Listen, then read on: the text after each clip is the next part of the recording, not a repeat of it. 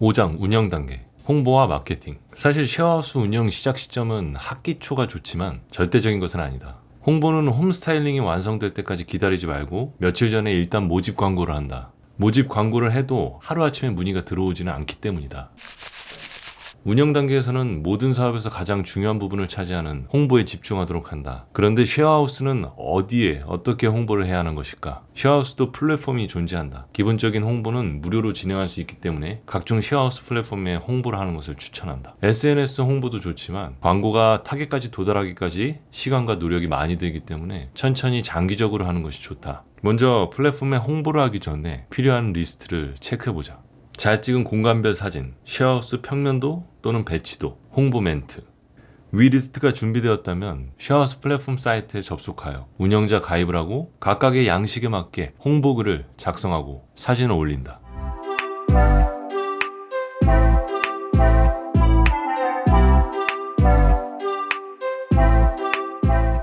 만약 홍보 멘트를 어떻게 써야 할지 모르겠다면 기존 운영 중인 쉐어하우스에 들어가서 한번 살펴보고 나에게 맞게 응용하면 된다. 아마 위에 열거한 플랫폼에 홍보글을 올리는 것만 해도 반나절 이상의 시간이 투자될 것이다. 그래도 여기까지 진행하였다면 쉐어하우스 운영의 95% 이상은 완료된 셈이다. 쉐어하우스 관리비 징수는 크게 두 가지 방법으로 운영을 많이 한다. 첫째, 총 관리비에서 n분의 1로 나눠서 내도록 하는 방법. 그리고 두 번째는 무조건 입실하는 날로부터 한 달마다 일정 금액을 내도록 하는 방법. 첫 번째 방법은 굉장히 공평하고 깔끔한 방법이지만 치명적인 단점이 있다. 바로 관리비를 관리하기가 만만치 않다는 것이다. 입실자들의 입실 날짜가 제각각인데다가 전기세, 가스비, 수도세 등의 부과 시점도 다 달라서 날짜마다 계산해서 n분의 1 하는 서류 작업에 많은 시간을 빼앗기기 때문이다. 두 번째 방법은 관리가 상당히 쉽고 관리비가 징수된 돈보다 적게 나온 날은 부수입이 생길 수 있다는 장점이 있다.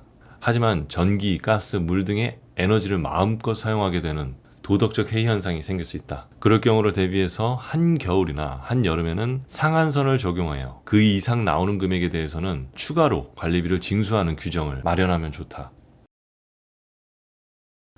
만약 입실 문의가 들어왔다면 어떻게 해야 하는지 시뮬레이션 해보자.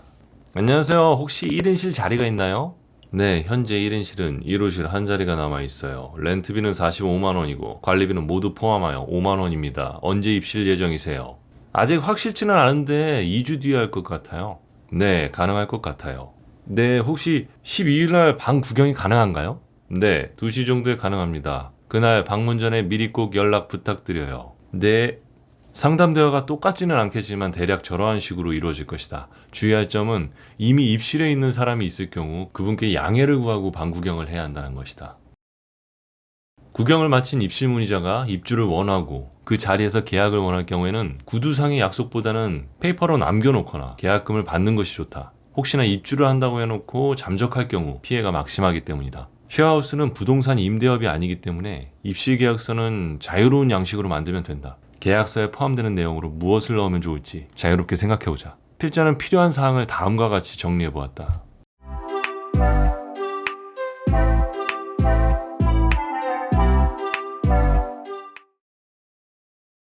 입실 문의자 중에는 외국인도 상당수이므로 한국 생활에 익숙하지 않은 사람이 있을 수 있다. 그러므로 다음과 같은 것을 종이로 써서 안내해주는 것이 좋다.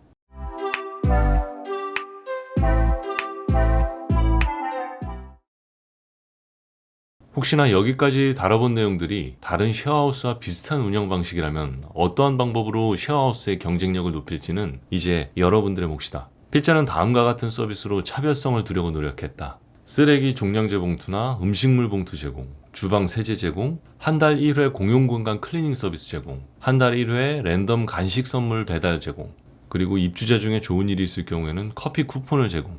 다른 업체와의 차별성은 중요하다. 여러분은 어떠한 경쟁력을 두고 싶은가? 이 전자책의 제목이 쉐어하우스 운영 따라하기지만 이것만큼은 여러분들이 자유롭게 생각해 보시길 바란다. 답은 정해져 있지 않다.